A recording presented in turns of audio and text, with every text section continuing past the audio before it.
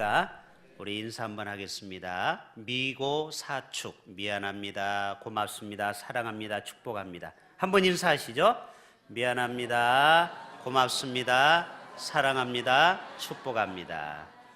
한 번 더 합니다. 엄지를 들어서 당신 멋져, 원더풀. 한번 인사하시죠. 하나님이 보실 때요, 여기 오신 분 중에 한 사람도 하나님이 보실 때 아름답지 않은 사람이 없고, 하나님이 창조하시고 보시기에 심히 좋았다. 여러분들, 여러분의 자존감을 회복할 수 있기를 바랍니다. 나는 이래봬도 하나님 나라의 왕자야, 하나님 나라의 공주야, 나는 열방 중에 택한 민족이야, 택한 백성이야, 하나님의 자녀라는 자부심으로 여러분이 험한 세상에서 승리할 수 있기를 바랍니다. 제가 여러분에게 오늘 도전 한 가지 합니다. 우리가 예배를 드릴 때, 또 우리가 말씀을 들을 때 태도가 참 중요합니다. 아니, 꼭 예배만이 아니고 우리의 모든 일상생활에서도 태도가 참 중요합니다. 그래서 저 사람은 참 태도가 좋다, 어떤 사람은 태도가 불량하다. 여러분, 인생이 태도가 좋으면 모든 것이 잘 됩니다. 운동도 기본기가 닦여 있어야 실력이 올라갑니다. 볼링도 기본기가 없고 태도가 잘못되면 계속 꼬랑에 빠져요. 볼링을 쳐봤습니까? 우리의 인생의 모든 것이 기본이 중요하다는 겁니다. 여러분의 신앙의 태도가 참 중요합니다.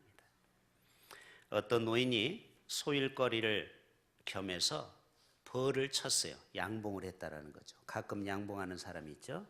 이거는 판매용으로 한 것이 아니고 그 양봉에서 좀 가족들하고 나눠 먹기 위해서. 근데 그 해는 양봉이 얼마나 많이 된지 몰라요.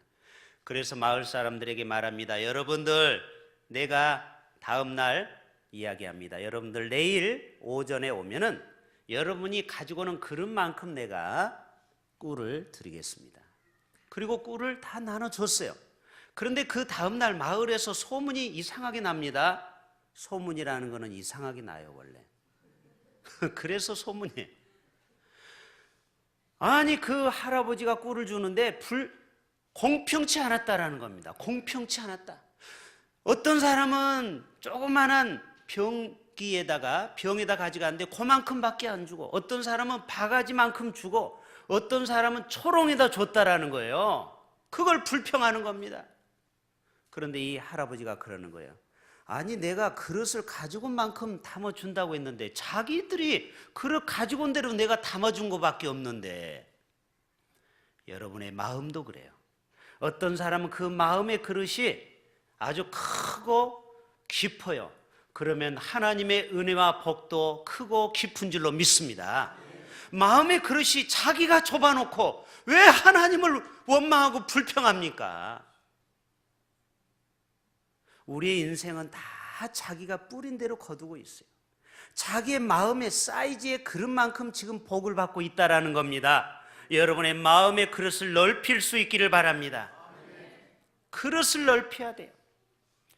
큰 그릇은 마음에 여유가 있는 사람을 말하는 것이고, 작은 그릇은 잘 흥분하는 사람들이 있죠. 작은 일에 냄비처럼 금방 흥분하는 체질, 그리고 사람들의 의견을 잘 듣지 못하고 자기의 주장만 계속 이야기하는 사람들, 그런 사람은 그릇이 좁은 거예요. 그릇이 넓은 사람은 다른 사람의 말을 먼저 내가 경청하는 것입니다. 그리고 하나님이 은혜를 담는 것입니다. 여러분 모두가 이러한 복된 삶을 살아가실 수 있기를 축복합니다. 오늘 제목은 하나님을 갈망하라는 거예요. 오늘 장로님의 기도대로 내일 새벽부터 우리가 영적 대부흥회를 통하여 우리 교회에 하나님이 복을 주시려고 부족한 종을 통해서 이제 스탠바이를 시작했어요. 여러분 준비되었습니까? 은혜 받을 준비가 되어 있습니까? 우리가 준비되어 있지 않으면 그 은혜를 다 세버립니다. 바가지가 갈라지면은, 항아리가 구멍이 나면은 다 은혜를 쏟아버릴 수 있어요. 여러분 마음의 그릇을 단단히 준비할 수 있기를 바랍니다. 어떤 사람은 권력을 갈망하는 사람이 있어요. 힘, 파워. 그래서 우리나라 속담에 재밌는 속담이 있죠. 정승집 개가 죽으면 사람들이 문상객이 끊임없이 오지만 정승이 죽으면은 이웃집에 개도 안 온답니다. 현직에 있을 때 권력에 아부하기 위해서 그 개가 죽어도 얼굴을 확인 도장 찍으러 오나, 그러나 정작 권력자가 죽으면 뭐 끝난 건데 뭐 하고서 그 옆집에 개도 안 온다라는 거예요. 사람들은 재물을 갈망합니다. 돈 때문에 신앙의 양심을 팝니다. 돈 때문에 무릎을 꿇습니다. 돈 앞에 돈에 울고 돈에 웃는 것이 오늘날 아닙니까? 오늘날의 많은 살인사건 중에 돈하고 관련 없는 사건이 얼마나 있습니까?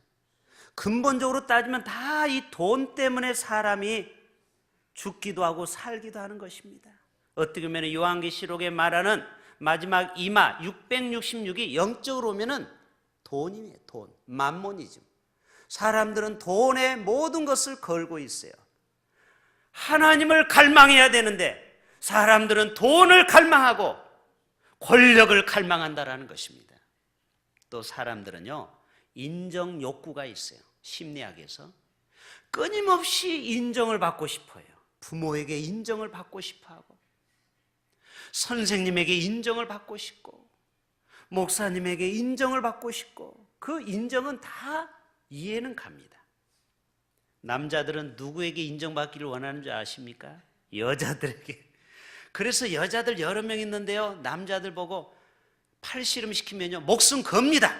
여자 앞에 자존심 때문에 땅을 발가락으로 파려면 발가락으로 팝니다. 여자 앞에서는 못할 일이 없어요. 이게 뭐예요? 인정받고 싶은 거예요. 나이가 적든 많든. 자식들은 부모에게 인정받고 싶어 하고요, 아랫사람은 윗사람에게 끊임없이 인정을 받고 싶어 합니다. 그런데 정말 우리가 갈망해야 될 것은 하나님을 갈망할 수 있기를 축복합니다. 하나님을 갈망하고, 오늘 말씀처럼 사슴이 시냇물을 찾기에 갈급함 같이, 이 사슴은요 목이 마르면 시냇가로 내려가거든요. 시냇가로 내려가서 그 물을 흠뻑 마시고, 그리고서 배부르면 양도 둘러누워 있어요. 여러분, 양은 짐승 중에 가장 약한 짐승입니다.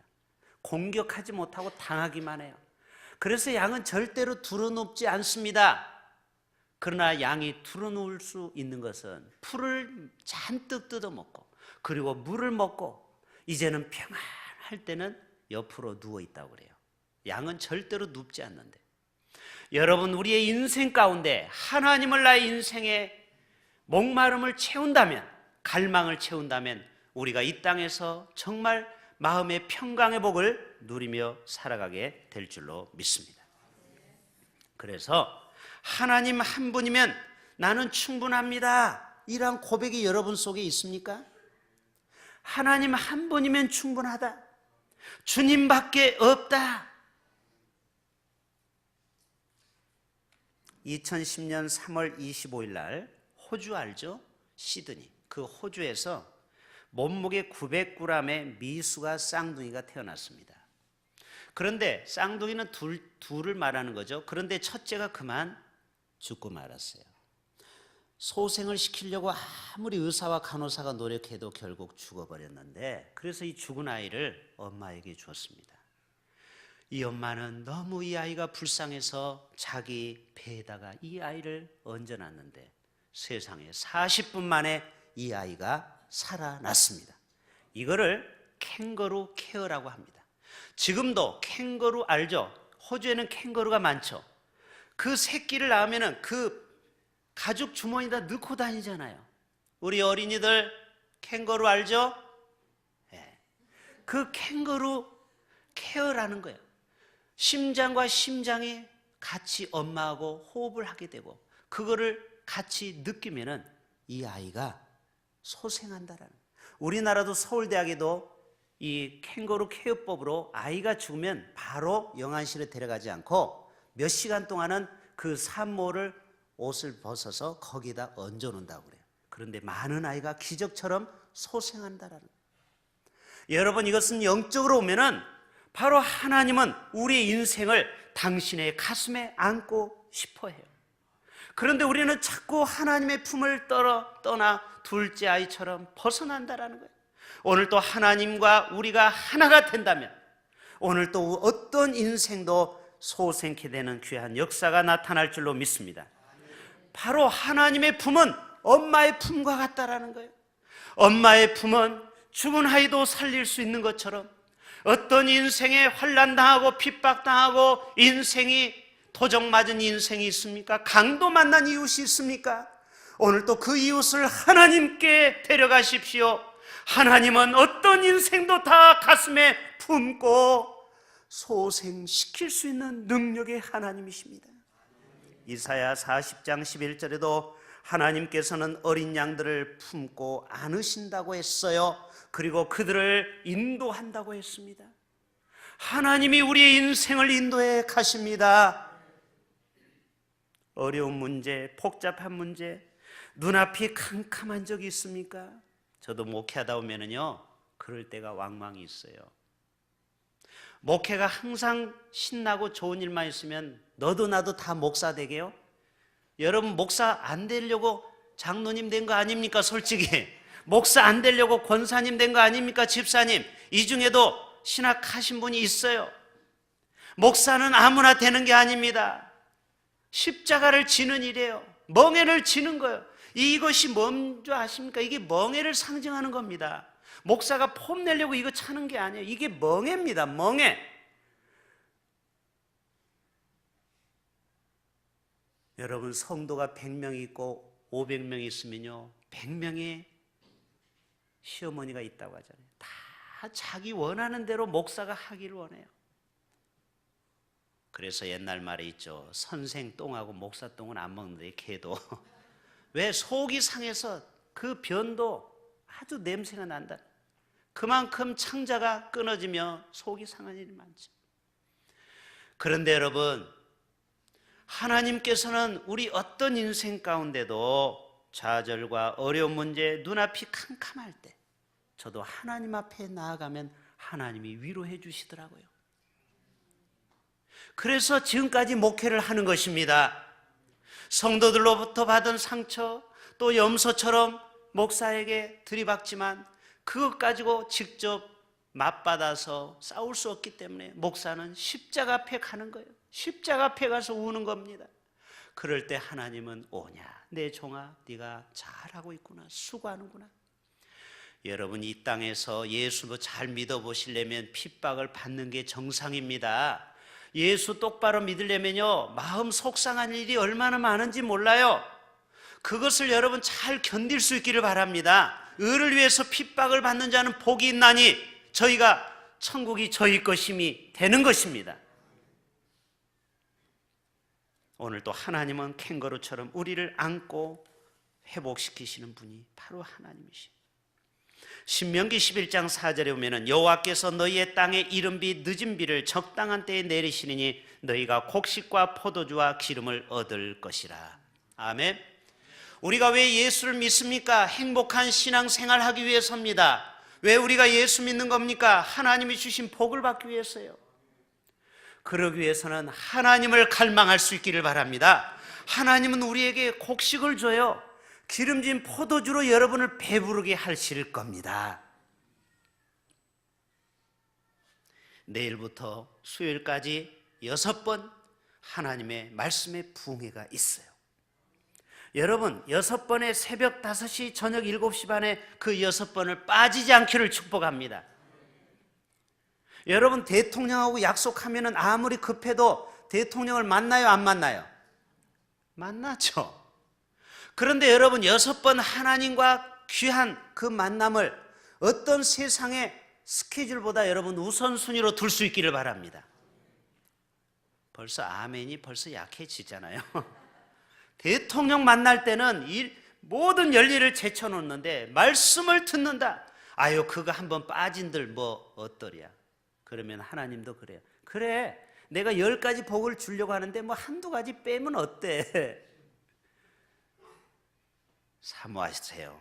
갈망하세요. 사모하는 만큼 하나님의 은혜가 임합니다.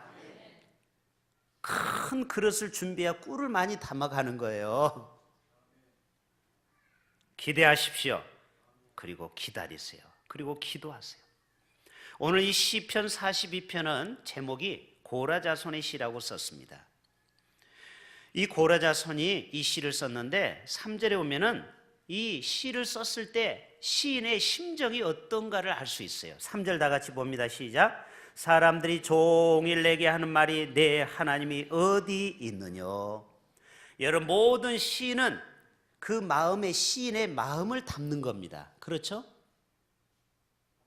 글을 쓰는 사람도 작가는 그 마음의 상태에 따라서 글이 나오는 거예요. 이 시를 그냥 쓴 게 아닙니다. 이 마음의 상태가 어땠느냐. 뭔가 이 시인이 지금 고난을 당하고 있어요. 사람들이 비방하는 거예요. 너의 하나님 대흥교회 나가는 재직이야? 네 하나님 어디 있어 지금? 비아냥거리고 삐죽거리고 그런 거예요. 그러니까 얼마나 이 시인이 마음이 고통스러운지 몰라요. 내가 하나님을 보여줘야 되는데 하나님을 보여줄 수 없어요. 그때 고백하는 겁니다. 내 영혼이 주를 찾기에 사슴이 시냇물을 찾는 것처럼 그렇게 갈망합니다. 내 영혼이 살아계신 하나님을 갈망합니다. 여러분 우리가 살다 보면 낙심할 때가 있어요. 이것을 바로 영적 슬럼프라고 그래요. 우리가 살다 보면 영적 침체기를 맞이합니다. 창세기 오면은 요셉이 7년 기근과 7년 풍년이 있어요. 참 그 말씀 보면은 어떻게 이게 영적 의미와 똑같은지 몰라요. 여러분은 지금 풍년의 인생을 살고 있습니까? 기근의 인생을 살고 있습니까? IMF 때 한국은 7년 대기근의 때라고 봐야 돼요. 우리의 나라와 민족과 개인도 다 풍년만 있는 게 아닙니다. 기근의 때가 있어요. 그렇기 때문에 하나님은 요셉에게 무엇을 줬습니까? 풍년 때 저축하라는 거예요. 저축할 수 있기를 바랍니다. 저축은행 가라는 게 아니고 물론 저금도 해야 됩니다. 카드 가능하면 안 쓰는 게 좋아요. 체크카드가 좋아요. 자기 있는 돈만 딱 쓰는 거죠. 그게 과소비를 줄이는 겁니다. 젊은이들이 카드를 낭비해가지고 살인까지 부르는 거 아닙니까? 부모를 화재 내가지고 불태워 죽이지 않았습니까? 어제 뉴스에. 용돈 때문에 부모를 죽이고 방화를 하고 이런 시대에 살고 있어요. 그런데 자기 있는 돈만 쓰면 그런 욕심을 안 부리죠. 그런데 여러분 꼭 돈만 저축해서는 안 됩니다. 기도를 저축할 수 있기를 바랍니다. 지금 평안합니까? 아무 일이 없습니까? 그러면 어때요? 신앙이 나태해져요. 여러분 성공할 때 조심해야 됩니다. 뭔가 잘 됩니까? 뭔가 지금 잘 풀립니까? 그때 조심해야 돼요. 그때 여러분 더 겸손할 수 있기를 바랍니다. 더 엎드리셔야 돼요. 더 기도해야 돼요. 그래야 우리의 인생에 어려움이 올 때 그 저금한 것을 찾을 수 있어요. 우리가 어려우면요 기도도 안 나옵니다. 마음이 상하면은요 기도가 안 돼요. 그러기 위해서 내 마음이 기쁘고 감사할 때 기도를 많이 저축해 놔야 돼요. 영적 슬럼프 다 있어요. 우리 5절 다 같이 봅니다. 시작. 내 영혼아 내가 어찌하여 낙심하며 어찌하여 내 속에서 불안해하는가. 너는 하나님께 소망을 두라. 그가 나타나 도우심으로 말미암아 내가 여전히 찬송하리로다. 아멘. 하나님은 살아 계십니다. 여러분 지금 어떤 어려움이 있습니까? 말 못한 고민이 있습니까? 억울함이 있습니까? 이거를 다 설명할 수 없고 이 억울함을 풀 수 없습니까? 그러나 하나님은 아십니다. 하나님은 우리의 선악간을 다 살펴보십니다. 하나님께 소망을 두라는 거예요. 그가 나타나 도우신다라는 거예요. 에베네셀 하나님, 야베스의 하나님이 여러분을 도와주십니다. 그래서 내가 여전히 찬송하리로다. 내 영혼아 기뻐하리로다. 여러분, 영적 침체기를 활용을 해야 돼요. 위기는 곧 뭐예요? 기회. 다시, 위기는 기회. 자살의 반대는 살자. 자살 거꾸로 하면 살자. 참 한국말은 너무 멋져요. 그렇죠? 자살하고 싶은 그 욕망이 있으면 살려는 욕망으로 바꾸세요. 엘리야도 자살하려고 그랬어요. 내가 더 이상 살 수가 없습니다. 나를 여기서 죽여달라고 그랬어요. 모세도 그랬어요. 제가 좀 이따 설명합니다. 영적 대지도자도 영적 슬럼프는 누구나 오는 거예요. 목사도 슬럼프가 올 때 있다니까요. 여러분도 슬럼프가 올 때 있잖아요. 그러니까 여러분, 신앙생활이 항상 신난 게 아니에요.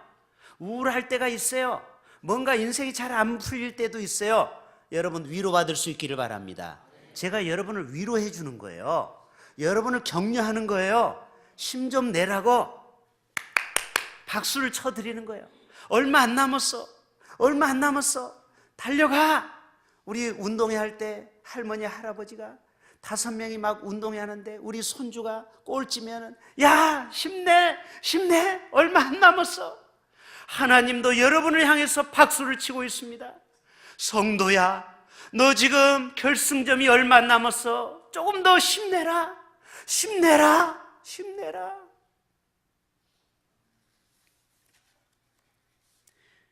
책 중에 회복 탄력성이라는 책이 있습니다. 제가 오늘 아침에도 그 책을 좀 읽고 왔는데, 이 회복 탄력성이라는 책의 내용에 보면 자신에게 닥치는 온갖 역경과 어려움을 오히려 도약의 발판으로 삼아라 이거예요. 아멘. 우리 대흥교회가 지금 어렵습니까? 한국교회가 위기가 왔습니까? 여러분의 인생이 위기가 왔습니까? 기회입니다. 회복 탄력성, 다시 우리를 회복해서 스프링처럼 눌릴수록 튄다라는 거 아십니까? 춘3월에 개구리가 잠자다가 3월 되면 다리를, 기지개를 쫙 피죠. 개구리 여러분 아시죠? 많이 잡아 드셔보셨죠? 개구리 다리를 움츠릴수록 멀리 뛴다라는 거예요. 실패가 많을수록, 좌절이 많을수록 하나님을 갈망하면 다시 점프할 때는요 2배, 3배로 멀리 뜁니다. 이것이 바로 그 원리. 다윗도 시편 22편에도요 나는 벌레요 사람이 아니라 사람의 회방거리요 백성의 조령거리고 다 나를 비웃으며 입술을 삐죽이고 머리를 흔들며. 다윗을 그렇게 비방하고, 다윗이 여러분 쫓겨다녔죠, 자기 아들한테. 그런 인생의 막장 인생, 그런 인생의 어려움 가운데서도 하나님을 갈망하고 끝까지 하나님을 붙들 때 하나님은 성군 다윗으로 세워주셨습니다. 모세도 마찬가지입니다. 민수기 11장이면 책임이 너무 중하여, 보세요, 200만 명의 지도자가 돼가지고 월급도 제대로 받았을까요? 모세가 무슨 월급을 받았겠어요? 책임이 너무 중하여 나 혼자는 이 모든 백성을 다 짊어질 수 없습니다. 주께서 내게 행하실진대 구하옵나니 내게 은혜를 베푸사 즉시 나를 죽여달라는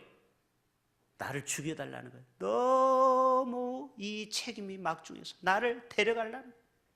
나로 나의 공고함을 보지 않게 하옵소서. 너무 인생이 공고하니까 그냥 나를 데려가달라는 거예요. 엘리야도 그랬고요. 예수님도 마가복음 14장에 보면은요, 예수님도 그랬더라고요. 예수님도 영적 슬럼프가 있었던 거 아십니까? 위로를 받으세요. 말씀하시되 내 마음이 심히 고민하여 죽게 되었으니 너희는 여기 머물러 깨어 있으라. 예수님도 요즘 말로 죽겠다라는 말을 했다라는 거예요. 그 위대한 왕이신 예수님도 제자들에게 야, 죽겠다. 에이, 죽겠다. 이런 얘기를 했다라는 거예요. 상상하자면 예수님이 고난의 십자가를 지고 제자 중에 자기를 팔 가룟 유다와 늘 식탁에 함께 앉으니까 예수님의 마음이 얼마나 무너지겠습니까? 저 원수 덩어리야, 식탁에 있네, 가지도 않아, 끝까지 껌처럼 붙어 있어. 그러면서 예수를 괴롭게 하는 거예요. 내 마음이 심히 고민하여 죽게 되었다. 그 유명한 스펄전 목사님도 이렇게 말합니다. 여러분 가운데 나 단 한 사람도 저와 같은 불행을 당하지 않기를 바랍니다. 아니, 위대한 목사님에게 무슨 불행이 있을까? 그 다음 말 들어보세요. 제 영혼은 지금 무서우리만큼 침체되어 가고 있습니다. 자기도 지금 영적으로는 너무 공고하다라는 거예요. 마음이 너무 답답하다라는 거예요. 사막 같은 길을 걷고 있다라는 거예요. 그 모든 사람들은 하나님을 바라보고 하나님을 갈망해서 다시 영적인 부흥을 가져온 것입니다.